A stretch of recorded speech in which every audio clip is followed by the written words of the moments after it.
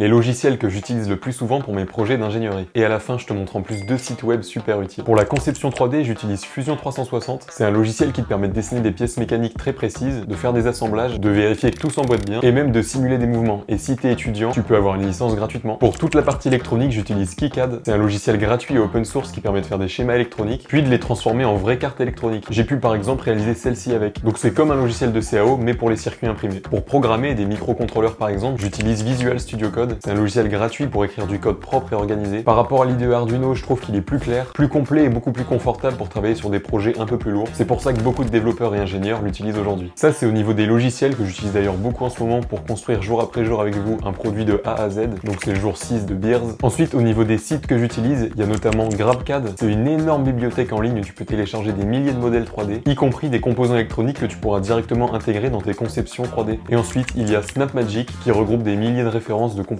électroniques et tu pourras directement télécharger les symboles pour les schémas KiCad par exemple et les empreintes pour la partie PCB. N'oublie pas de t'abonner si tu veux voir comment j'utilise ces logiciels dans mes projets.